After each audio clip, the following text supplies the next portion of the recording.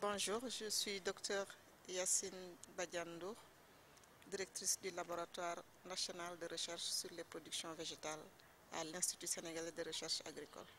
Alors, pour aller vite, vous avez fait une présentation sur les changements climatiques, son impact sur le Sénégal.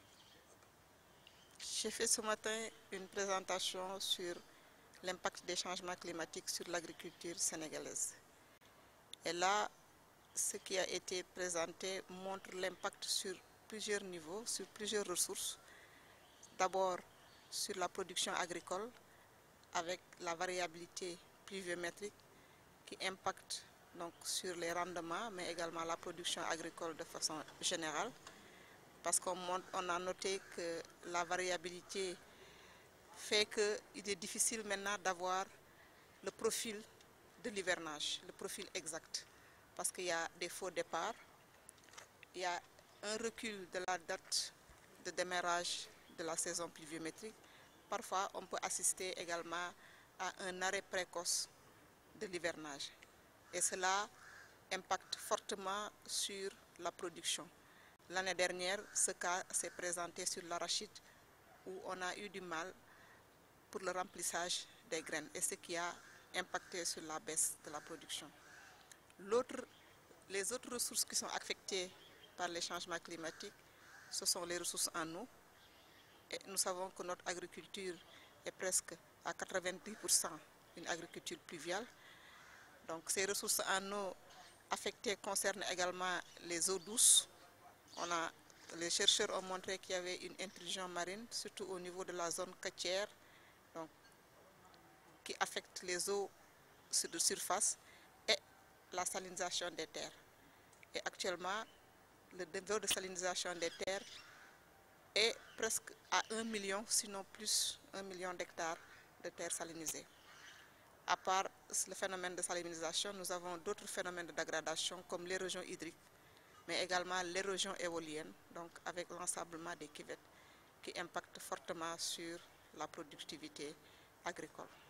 Donc de façon ramassée, c'est un peu cette présentation que j'ai faite ce matin qui a été complétée par nos collègues donc, du service d'élevage et de recherche vétérinaire, mais également nos chercheurs du CROT qui ont également parlé de l'impact des changements climatiques sur la pêche. Et quelques solutions pour l'agriculture? Les solutions, il y a plusieurs solutions, ça dépend maintenant des contraintes. Pour tout ce qui est variabilité pluviométrique et baisse de la pluviométrie, l'ISRA a mis en œuvre des variétés améliorées à cycle court. Donc j'ai montré qu'il y avait des variétés d'arachide, 5 variétés de 90 jours qui ont été homologuées. Nous avons des variétés de riz qui sont également adaptées à ce cycle-là, mais également des variétés de riz qui sont adaptées à la salinisation, donc qu'on peut utiliser en Casamance et dans le Sine Saloum sur le riz pluvial, et différentes variétés sur le maïs, donc l'ensemble des céréales. Et je pense que le représentant du ministre en a parlé ce matin avec le programme de reconstitution du capital semencier qui a été lancé, initié donc, en 2012 et qui a permis d'avoir des variétés donc, qui ont été homologuées au niveau national et qui seront diffusées donc, pour les producteurs. Il y a également les pratiques culturelles donc, que j'ai montrées, qui sont développées par l'ISRA. Donc l'utilisation de l'information climatique donc, qui permet aux producteurs de mettre en place des pratiques et des stratégies d'adaptation au changement climatique. Merci, docteur. Une question à propos de... Les Sénégalais n'utilisent pas beaucoup d'engrais. Je dis au niveau de l'Afrique, le taux d'engrais utilisé est le plus faible par rapport au niveau mondial. Maintenant, quand on dit taux d'engrais, on parle d'une moyenne. Donc, et je dis qu'actuellement, le niveau qu'on utilise ne pollue pas. Donc, si, parce que j'ai répondu à une question qui disait que l'engrais qu'on utilise pollue actuellement, j'ai dit non, le niveau que nous utilisons est le plus faible au niveau mondial et ça, c'est toute l'Afrique. Donc, on ne peut pas dire que nous utilisons de l'engrais pour polluer. L'engrais est nécessaire pour la production végétale. Maintenant, les chercheurs ont développé des pratiques qui permettent d'utiliser l'engrais, la bonne dose, au bon moment et au bon endroit, ce qui permet d'éviter les pertes. Donc, c'est bien ça que j'ai dit ce matin. Voilà, on vous dispense le Wolof. Rapidement pour le volet élevage. Voilà, donc je suis Mam Naye Diouf, je suis vétérinaire, chercheur au niveau du LENERV, donc Israël LENERV, en production animale. Donc, comme m'a dit ma consoeur, le docteur Yacine Badiandou, l'impact climatique au niveau de deux volets est assez important au niveau de deux échelles, c'est l'eau et le sol. Donc quand on sait que les animaux, on a un élevage extensif, donc traditionnel, donc qui dépend des pâturages naturels, et le pâturage naturel, donc c'est le sol et l'eau. Donc quand l'eau manque, ou bien quand il y en a beaucoup, ceci a un impact sur les fourrages et donc par conséquent sur l'animal, donc qui ne pourra pas assurer les productions sur lesquelles on l'attend. Donc les productions de lait notamment, les productions de viande et les autres productions, notamment l'énergie pour la fumure. Donc aussi l'autre aspect qui est assez intéressant aussi à considérer et qui est très important d'ailleurs, c'est les impacts sur la santé. Parce qu'en fait, avec les changements climatiques, l'environnement de production change et ceci a un impact aussi pourrait avoir un impact sur la santé. Donc non seulement sur l'alimentation, mais comme je le disais, sur la santé. Ce qu'il faudrait prendre, j'anticipe un peu votre question, parce que vous allez me dire comment il faut y remédier. En fait, les producteurs ont pour ceci des pratiques donc, qui fait qu'on parle de résilience. Comment ils font pour, je veux dire, surmonter ces impacts-là. Donc ça va donc du changement de l'animal, c'est-à-dire qu'un éleveur qui avait des bovins et qui sait qu'en ayant des bovins, il n'a pas les productions escomptées et risque de perdre son argent, il va changer pour des espèces à cycle court. C'est une sorte de diversification. Il y a la transhumance, il y a la mobilité de l'animal. Donc, grosso modo, il y a beaucoup de pratiques qui sont résilients à ce problème de changement climatique. Bon, les problèmes par rapport au réseau, comme je le disais, je vais me répéter. Donc, on vous attend sur deux niveaux. Vous nous accompagnez dans la diffusion de toutes les actions de développement et de recherche, mais aussi dans la veille. Et pour ça, nous savons que vous êtes outillés pour cela. L'agriculture, je ne reviendrai pas, ça c'est votre leitmotiv. Donc en créant ce réseau-là, vous en faites votre leitmotiv. On voudrait aussi que vous nous accompagniez, prenez attention à tout ce qui se passe dans l'environnement de production. L'environnement de production, c'est-à-dire autour d'une culture, qu'est-ce qu'il y a autour déjà de manière physique avant qu'on aille dans tout ce qui est économique? Est-ce qu'il y a des arbres? Par exemple, quand on parle de l'élevage, est-ce qu'il y a des sachets plastiques? On sait qu'il y a un impact. Donc, prenez cette attention-là sur l'environnement. Deuxième chose aussi, faites attention, comme nous le faisions, et aidez-nous dans ça, sur les pratiques d'élevage, les bonnes pratiques en agriculture. Quelles sont les stratégies? Quels sont les dynamismes? Quelles sont toutes les actions que les éleveurs, les agropasteurs mettent en œuvre pour surmonter un problème? On vous attend dans ça. On vous attend aussi dans le fait, puisque vous voyagez beaucoup, vous allez dans d'autres cieux. Qu'est-ce que le benchmarking? Qu'est-ce que les autres font mieux que nous? Et donc, puisque vous voyagez, apportez d'autres expériences et vous avez une large audience, donc afin que tout le monde puisse en profiter. Aussi, comment vous pouvez nous aider? Et aider, nous tous, nous sommes des consommateurs. Comment nous pouvons faire pour mieux adopter toutes les innovations qui sont vraiment qui sont obligatoires maintenant. Par exemple, maintenant, pour les alertes, c'est quelque chose qui est devenu obligatoire. Donc, et tout individu a un portable. Parce que même quand on va dans les villages, ils font des kilomètres pour aller, je veux dire, brancher leur portable. Donc, quelles sont toutes les dynamiques toutes les innovations qu'on peut avoir au niveau et qui puissent aider l'agriculture afin de la rendre plus résiliente et plus durable. Merci Mabnaye. Maintenant, pour le Kébou, c'est bon. Voilà, donc vous vous présentez, M. Diadjou. Voilà, bonjour à tout le monde. Moi, je suis docteur Ahmed Diaw Diadjou. Je suis biologiste des pêches de formation avec option pêche aquaculture. Je suis chargé de mission pour les productions halieutiques et l'aquaculture. Je travaille comme chercheur au niveau du centre de recherche océanographique de Dakar Thiaroye. Alors, quand on met l'accent sur l'aquaculture, la pisciculture, entre autres, ça veut dire que bon, alors les mers ne donnent plus, n'est-ce pas, les ressources escomptées. Vous savez, quelqu'un l'a dit tout à l'heure dans la salle, je pense que c'est le collègue Sall qui le disait.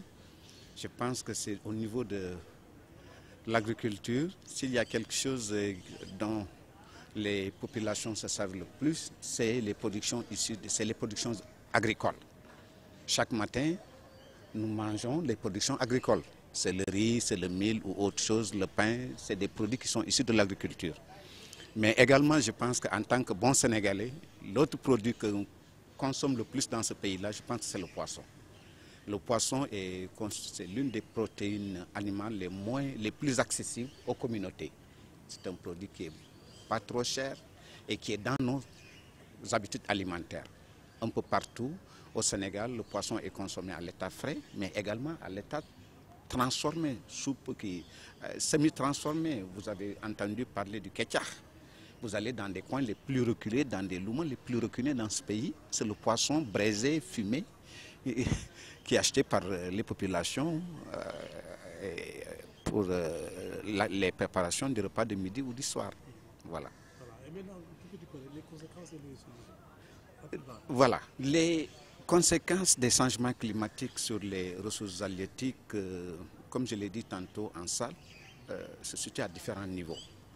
Du point de vue de l'environnement en tant que tel, mais au niveau de la ressource, mais également au niveau des communautés, de façon générale. Je vais sur l'environnement. Sur l'environnement, vous avez le poisson, il est pêché en mer, mais également en estuaire.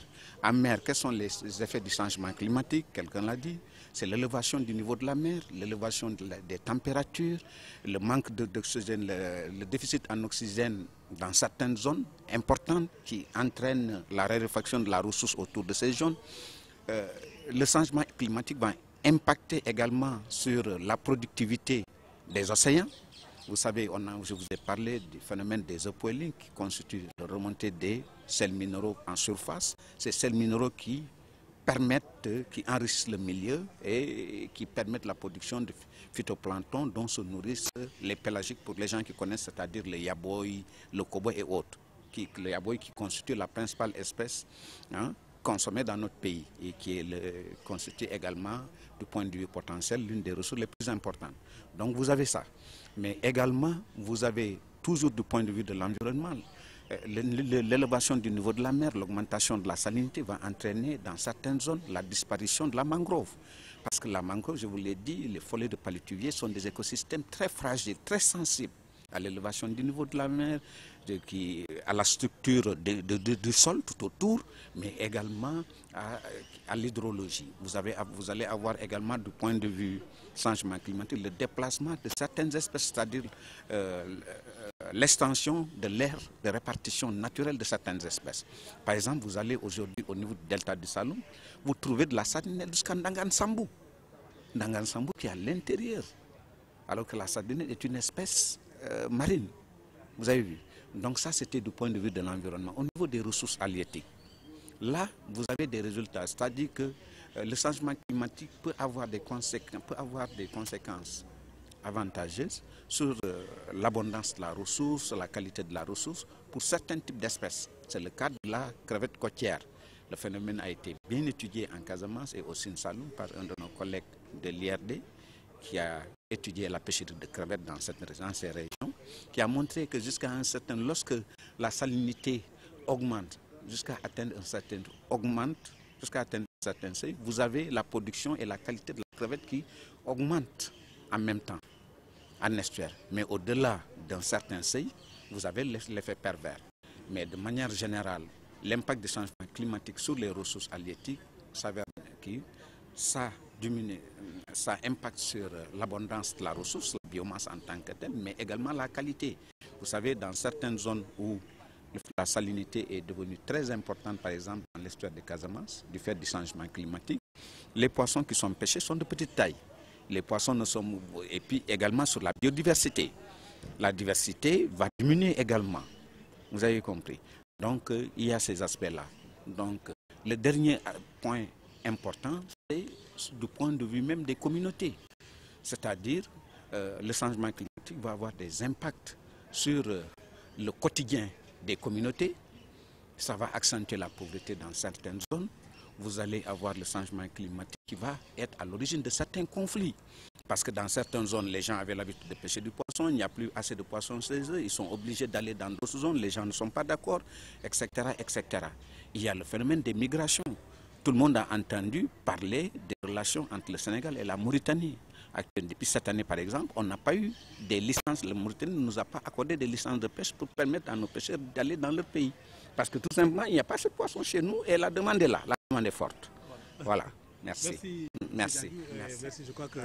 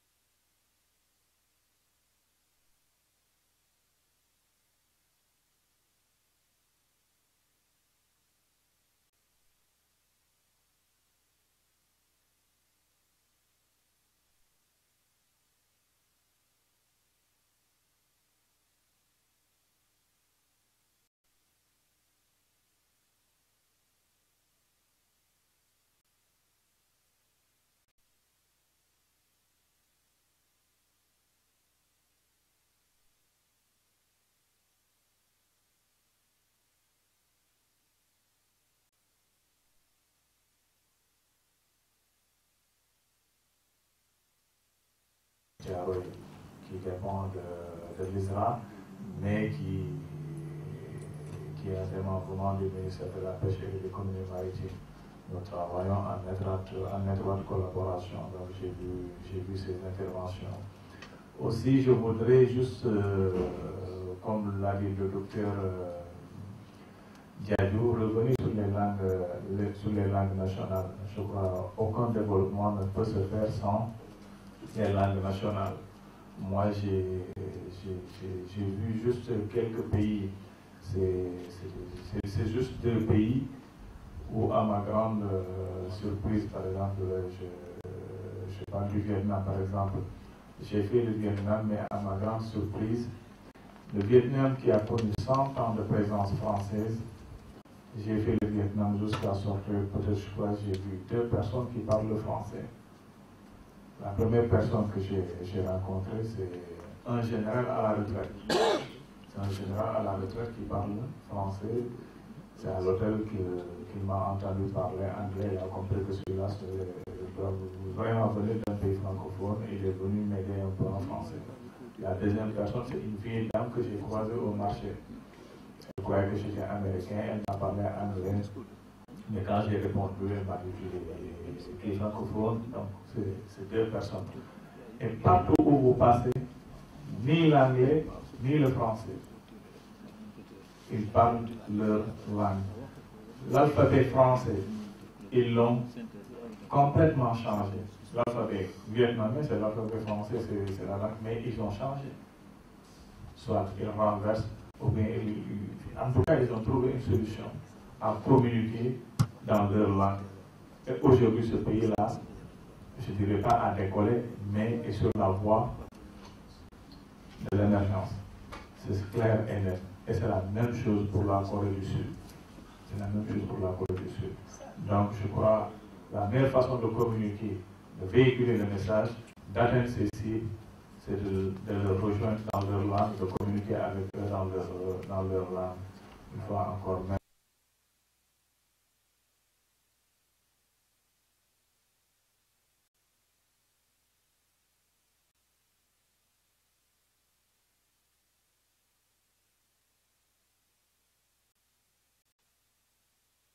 présente comme, Oui, comme il est de coutume dans notre jargon. Mamadou Thior, je suis journaliste, hein, doyen. Voilà, donc vous êtes panéliste au lancement du réseau du REJAT. Et faites-nous un peu l'économie de votre présentation.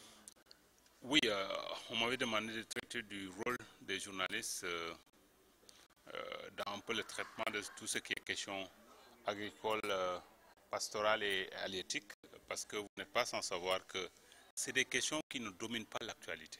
Et il est de notre responsabilité de faire en sorte que ces questions-là soient au devant de l'actualité, parce que vous savez très bien qu'on ne peut pas rester une journée entière sans manger. Et quand on dit alimentation, on pense à l'agriculture, à l'élevage, à la pêche et autres. Donc, c'est des secteurs porteurs de notre économie et on n'en parle pas comme il se doit dans nos différents supports médiatiques. Et ça, c'est notre faute parce que, bon, il y a ce qu'on appelle la tyrannie du fait divers et du tout politique. Quand vous vous réveillez nos quotidiens, les unes qui font vendre, c'est des unes où on parle de deux politiciens qui se chamaillent, alors qu'à côté, souvent dans nos laboratoires, il y a un chercheur qui a produit des résultats fabuleux au terme de sa recherche et dont on ne parle jamais. Parce que bon, nous faisons aussi dans la facilité, parce que souvent, avoir à portée de main un politicien est plus facile que d'aller dans un laboratoire, faire une enquête d'une semaine ou de 5 jours, parce que ça prend du temps. Et que bon, malheureusement aussi du côté des organes, souvent par rapport à la taille de nos rédactions qui n'aident pas à libérer par exemple un reporter pendant une longue période pour s'intéresser à un sujet donné, ça aussi il faudra. Voilà, si par exemple vous êtes un journaliste freelance, vous avez le temps nécessaire parce que vous n'avez pas de contraintes. Là, vous pouvez réellement traiter des questions agricoles au sens large du terme, comme vous voulez. Mais si vous êtes dans une rédaction, souvent vous êtes bridé parce que bon, le patron de la rédaction, il a besoin de vous tout de suite pour aller traiter de tel autre sujet. Ce qui fait que bon, souvent, les gens font du tout et ne font rien du tout parce que aujourd'hui, il faut aller aussi, ça je l'ai abordé dans ma communication, il faut aller vers la spécialisation. Il ne sert à rien d'être un journaliste expert en tout, c'est pas possible. Donc, spécialisons-nous dans un domaine donné pour faire en sorte que quand nous parlons de ces questions-là, que vraiment les gens puissent nous respecter. Voilà.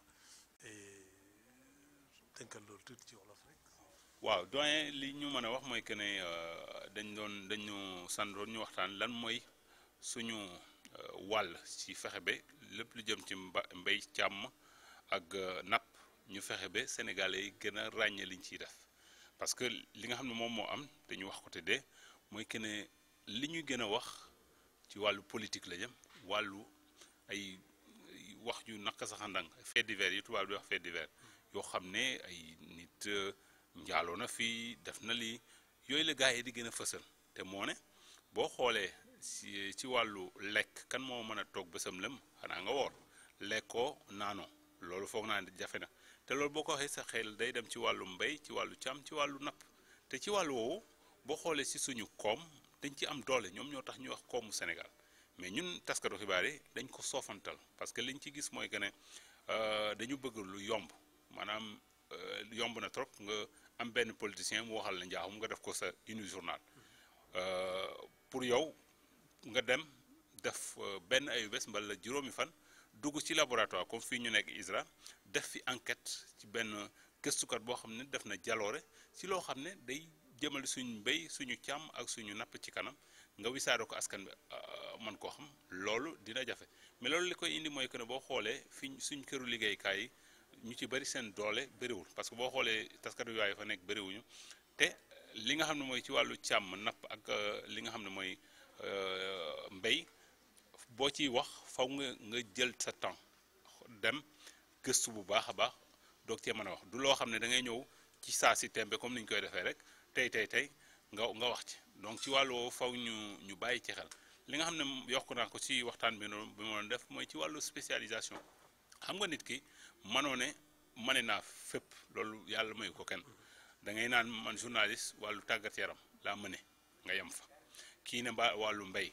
il faut ñu jëm ci loolu bu ko defee yow mi nga xam ne si wàllu mbay càmm ak napp ci nga sa xam-xam nga gën a gëstu ci wàll woowu comme ça bu fekkee ne bind nga ci nga wax ci mbala nga def ci ay gëstu boo ko waxee jëmal ko ci askan bi ñu ne ah kii kat xam na li muy wax parce que il faut que ñu bàyyi xel ci wàllu spécialisation mais loolu gis naa ne suñu xale yi gën a féete ndaw tambe ne ñu ngi ciy ràññee ñoo xam ne ñu ngi ciy béy seen waar dañ leen di gën a ñaax rek ñu wéy ci wàll woowu parce que noonu rek la ñu mën a soppee mbir mi ba li nga xam ne mooy politiciens yi fàttuñu loolu mu mën a dakk ci pondaw daal xam-xam le waa xam ba pare xam nga tënk nga waaw vraiment gars yi ñëpp loolu la ñu wax. da doon dem soog indi ah. oui oui même sa secrétaire moo njëkk a